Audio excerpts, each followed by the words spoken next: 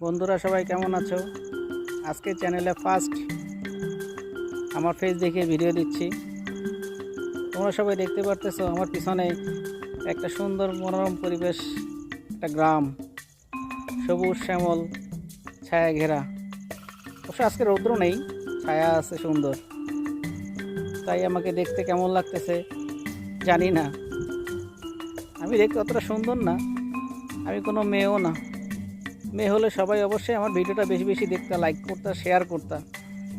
আমি একদম খাঁটি মুসলিম, আমার চেহারা দেখে সবাই বুঝতে পারতেছো।